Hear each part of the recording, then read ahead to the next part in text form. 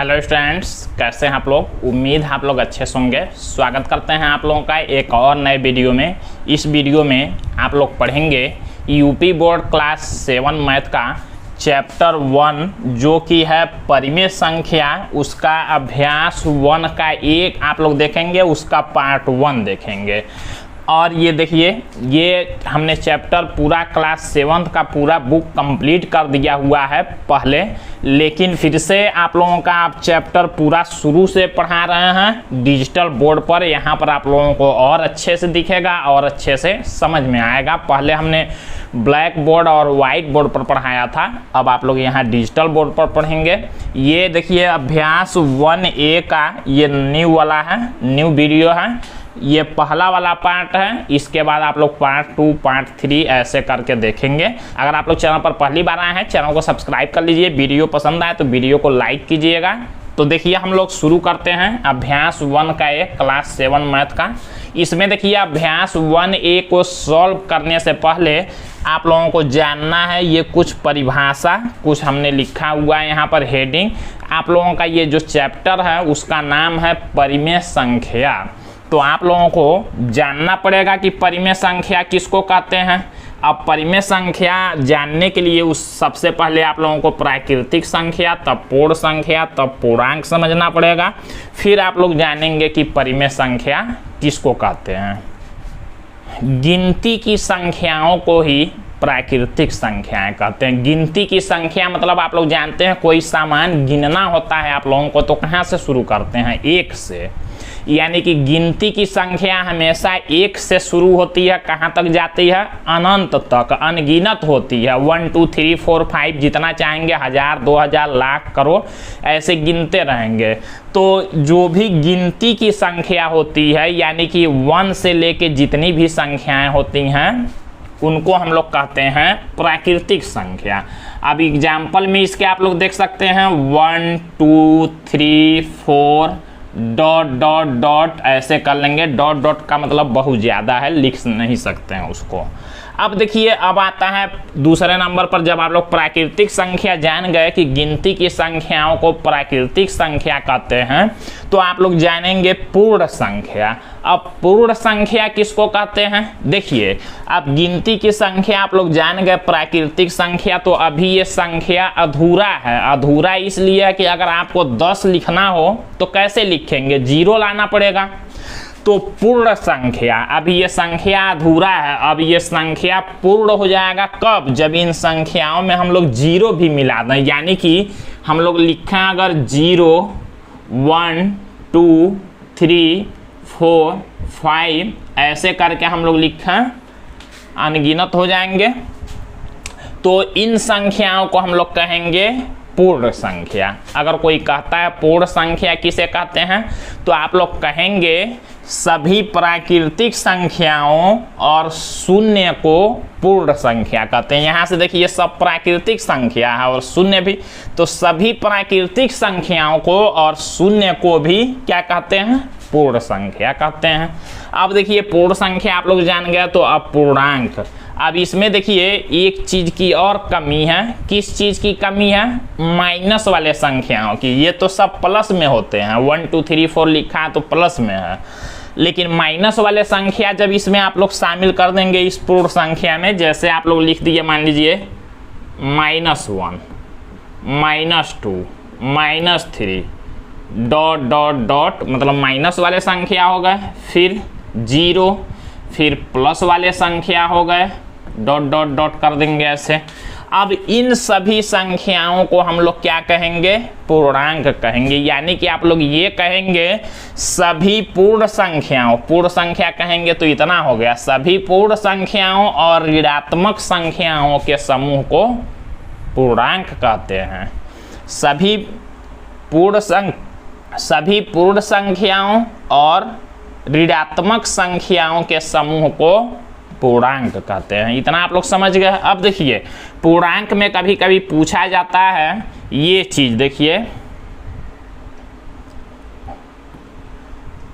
यहाँ से यहाँ तक जो देखिए माइनस वाले संख्या हैं, और यहाँ ये सब प्लस वाले संख्या हैं, और ये बीच में क्या है?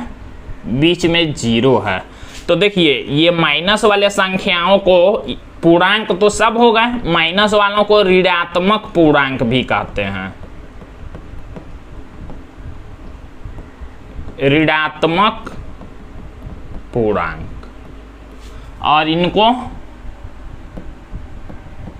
धनात्मक पूर्णांक, धनात्मक पूर्णांक, और जीरो को केवल कहते हैं पूर्णांक। जीरो न तो प्लस होता है न तो माइनस होता है, इसको केवल पूर्णांक कहते हैं। इतना आप लोग समझ गए ये सभी परिभाषा। अब आप लोग इतना जान गए, अब आप लोगों को जानना है परिमेय संख्या किसको कहते हैं। तो देखिए अब इन सभी संख्याओं को जब आप लोग देखेंगे तो एक चीज की यहाँ भी कमी आएगी। आप लोग बटा वाला संख्या जानते होंगे, बटा में संख्या लिखा जाता है। जैसे हमने मान लीजिए लिख दिया 2/3, या हमने लिख दिया -5/6, या हमने लिख दिया -3। ये सभी संख्याओं को हम लोग कहेंगे परिमेय संख्या। परिमेय संख्या का जो परिभाषा होता है हम लोग कहते हैं जिन संख्याओं को P/Q के रूप में, P/Q मतलब देखिए ऊपर का है अंश और नीचे का होता है हर, यानी कि अंश बटा हर के रूप में, मतलब बटा में जो संख्या रहे वही परिमेय संख्या होगा। इसका डिफिनीशन है कि जिन संख्याओं को P/Q का मतलब P के जगह पर कोई भी पूर्णांक लिख सकते हैं, 0, -1, 2, 3 कुछ भी, और Q इसके जगह पर भी पूर्णांक लिख सकते हैं 0 को छोड़ के। P जिन कहेंगे परिभाषा जिन संख्याओं को P/Q के रूप में लिखा जा सके तथा Q इज नॉट इक्वल 0 हो, ये चीज कहेंगे। Q इज नॉट इक्वल 0 का मतलब देखिए बराबर लगा कर हमने काट दिया, मतलब Q 0 के बराबर नहीं होना चाहिए। कहने का मतलब ये है ऊपर का संख्या तो 0 हो सकता है, +1 2 3 -1 2 3 कुछ भी हो सकता है ऊपर वाला, लेकिन नीचे का माइनस में तो हो सकता है, प्लस में तो हो सकता है, लेकिन 0 नहीं हो सकता। इसका कहने का मतलब क्या हुआ कि नीचे का संख्या 0 नहीं हो सकता है। यानी कि ये सभी संख्याओं को भी हम लोग परिमेय संख्या कह सकते हैं। आप लोग जानते हैं कोई भी संख्या अगर ऐसे लिखा गया हो तो सभी संख्याओं के नीचे बटा लगा के एक लिखा जा सकता है, एक होता है। तो ये भी परिमेय संख्या होगा, ये भी परिमेय संख्या, ये भी सभी परिमेय संख्या होंगे। आप लोग समझ चुके। परिमेय संख्या कैसे आप लोग जानेंगे, जो P/Q के रूप में, मतलब ये बटा में लिखा है तो कहेंगे परिमेय संख्या।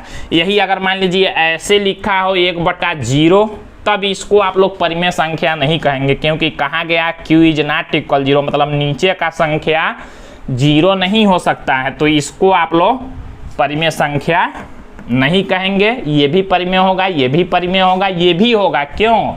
क्योंकि कोई संख्या लिखा हो उसके नीचे आप लोग ऐसे बटा लगा के एक लिख सकते हैं, एक सबके नीचे होता है। तो आप लोग समझ गए परिमेय संख्या।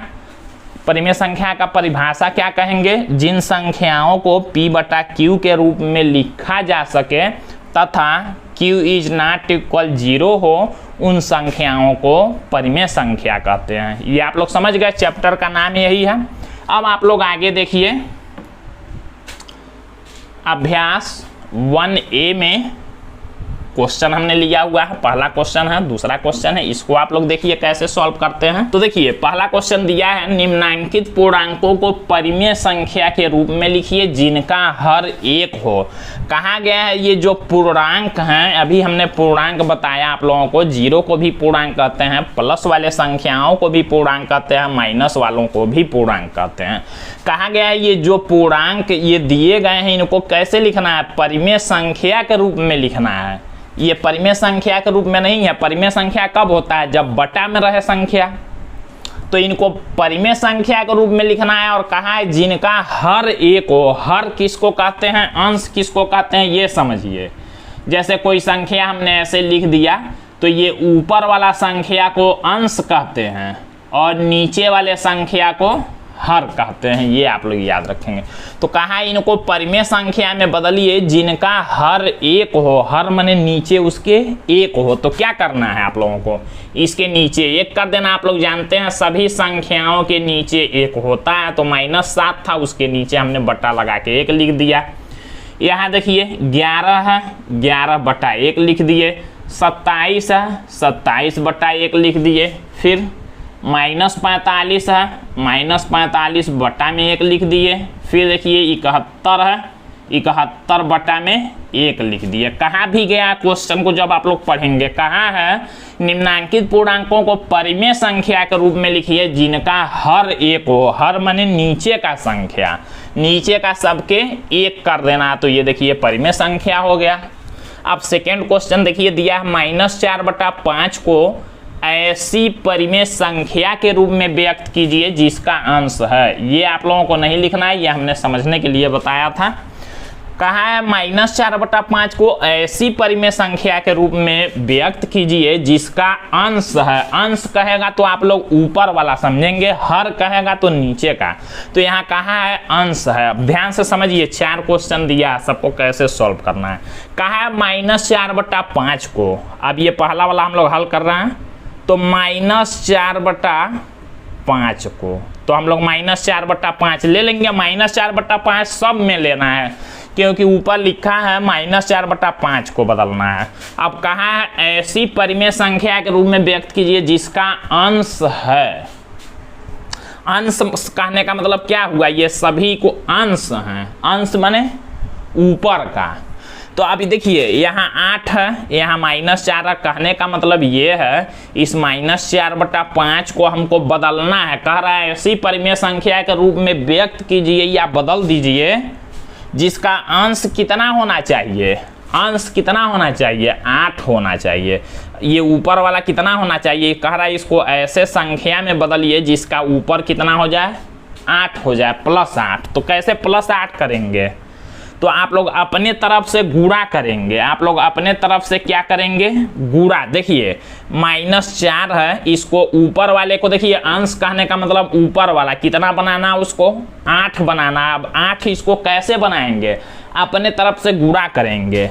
आप लोग गुणा करेंगे, मान लीजिए -4 है तो -2 से गुणा करना पड़ेगा। क्यों -2 से आप लोग गुणा करेंगे, क्योंकि +8 करना है तो -4 पहले से दिया है और -2 जब करेंगे आप लोग गुणा, तभी माइनस का गुणा प्लस और 2 का 4 में गुणा 8। अब देखिए रूल ये होता है जिस संख्या से आप लोग ऊपर गुणा कर रहे हैं उसी से नीचे भी गुणा करना पड़ेगा। यानी कि -2 से हमने ऊपर किया 8 बनाने के लिए, तो -2 से नीचे भी करना पड़ेगा।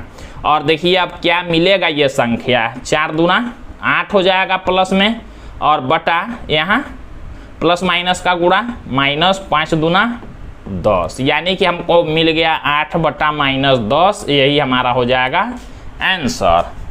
इसी तरह से आप लोगों को ये भी हल करना है। ख वाला क्वेश्चन देखिए, ये कैसे सॉल्व करेंगे।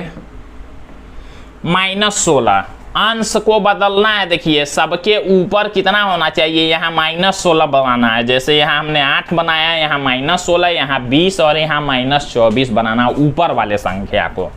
देखिए -4/5 हम लोग यहाँ ले लेंगे। अब हमको ऊपर वाला कितना बनाना है, -16।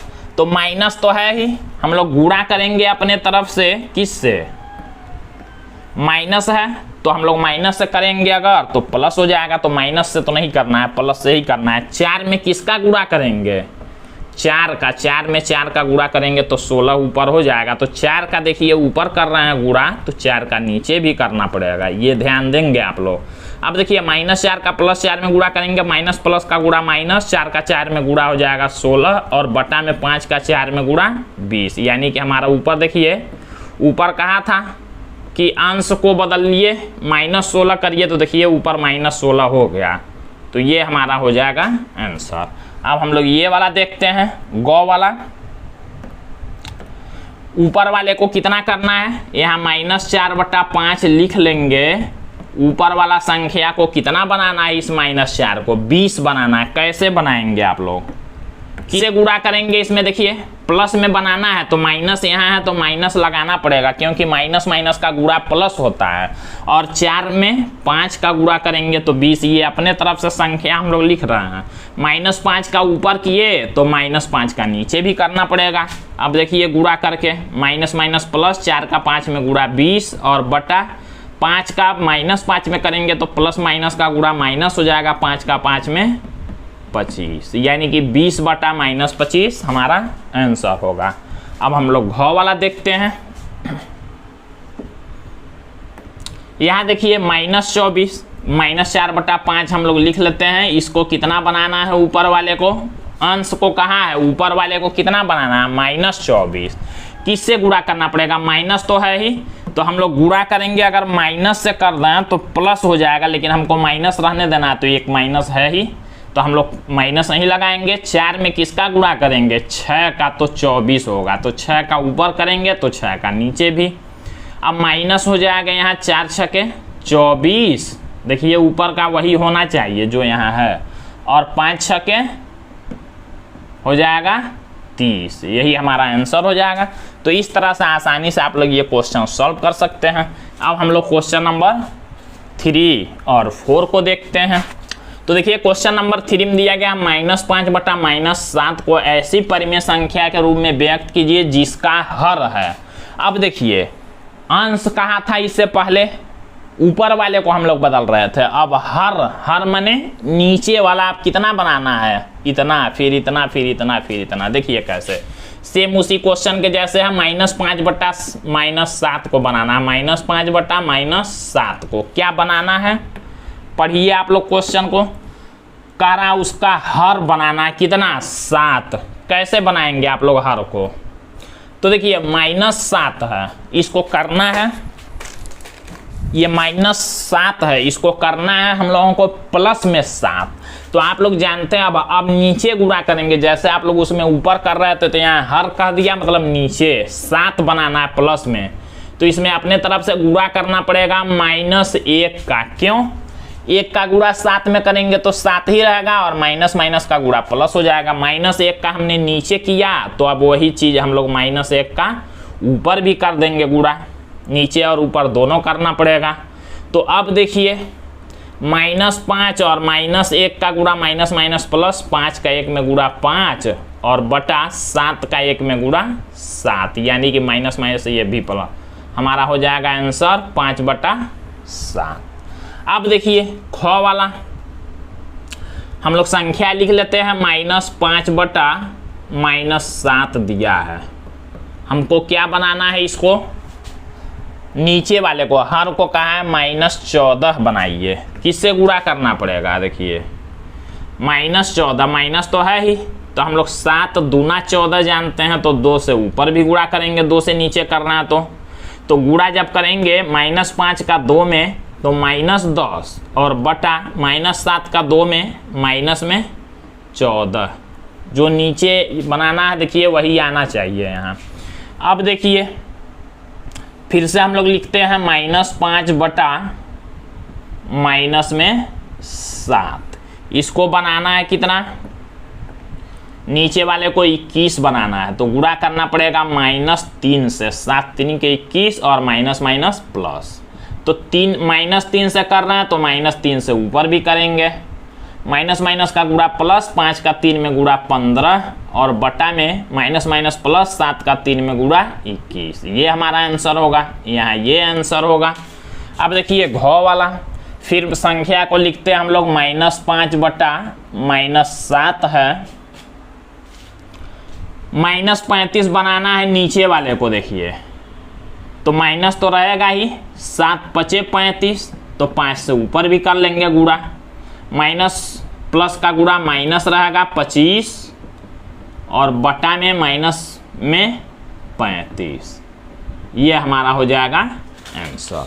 तो इस तरह से आप लोग ये क्वेश्चन सॉल्व कर सकते हैं। अब हम लोग क्वेश्चन नंबर 4 को देखते हैं। कहा है निम्नांकित परिमेय संख्या के हर को धनात्मक बनाइए, हर माने नीचे वाले को, कहा है धनात्मक बनाइए। ये देखिए ऋणात्मक है, मतलब माइनस में है, इसको धनात्मक माने प्लस में बनाना है। तो देखिए कितना आसान है, -9 बटा -11 दिया है, हमको क्या करना है, हर को कहा है धनात्मक बनाइए, हर माने नीचे का, धनात्मक बनाने के लिए हम लोग -1 से गुणा करेंगे, माइनस से गुणा करेंगे 1 से तो प्लस होगा, तो -1 से ऊपर भी करना पड़ेगा। अब देखिए माइनस माइनस का गुणा प्लस 9, 9 का 1 में गुणा 9, 11 का 1 में गुणा 11, 9/11 हमारा आंसर हो गया। यहाँ देखिए 11 -17 दिया है, कहा है हर को धनात्मक बनाइए, तो -1 से गुणा करना पड़ेगा, तो -1 से ऊपर भी जब भी धनात्मक बनाना होगा -1 से करेंगे। 11 का 1 में गुणा करेंगे तो -11 होगा, क्योंकि प्लस है, माइनस का गुणा माइनस, और यहाँ हो जाएगा प्लस में 17, ये हमारा आंसर होगा। यहाँ भी कहा है हर को धनात्मक बनाइए, तो हम लोग क्या करेंगे, -4/-19 को लिख देंगे और हमको गुणा करना पड़ेगा, -1 से नीचे तो -1 से ऊपर भी हो जाएगा, प्लस में 4 और यहाँ प्लस में 19, ये आंसर होगा। यहाँ देखिए 7/-13 है, -13 को हमको करना है प्लस, तो -1 से करेंगे, तो -1 से ऊपर भी करना पड़ेगा। अब देखिए ये हो जाएगा -7 और बटा प्लस में 13, यही हमारा आंसर हो जाएगा। अब हम लोग क्वेश्चन नंबर 5 को देखते हैं। दिया गया है निम्नांकित परिमेय संख्या के अंश को धन पूर्णांक बनाइए। जैसे हर को कहा था, तो अब अंश को, अंश माने ऊपर वाला को क्या बनाना है, धन पूर्णांक, मतलब धन में बनाना है। तो हम लोग क्या करेंगे, संख्या लिखते हैं -7/13 है, ऊपर वाले को धन पूर्णांक, जिसको धन पूर्णांक बनाना होगा -1 से उसमें गुणा करेंगे, तो ऊपर अगर करेंगे तो नीचे भी -1 से करना पड़ेगा, तो माइनस माइनस का गुणा प्लस, 7 का 1 में गुणा 7/13 का -1, यहाँ प्लस है, प्लस माइनस का गुणा माइनस, 13 का 1 में गुणा 13, ये हमारा आंसर होगा। यहाँ देखिए -11/-19 है, हमको अंश को धन पूर्णांक बनाना है, तो -1 से गुणा करेंगे तो नीचे भी -1 से करना पड़ेगा, माइनस माइनस का गुणा प्लस, 11 का 1 में गुणा 11, माइनस माइनस प्लस, 19 का 1 में गुणा 19, यही हमारा आंसर होगा। यहाँ देखिए -18/-23 दिया है, हमको अंश को बनाना है प्लस, तो -1 से गुणा करेंगे तो नीचे भी -1 से करना पड़ेगा। अब माइनस माइनस का गुणा प्लस, 18 का 1 में गुणा 18 और प्लस माइनस का गुणा माइनस, 23 का 1 में गुणा 23, ये आंसर होगा।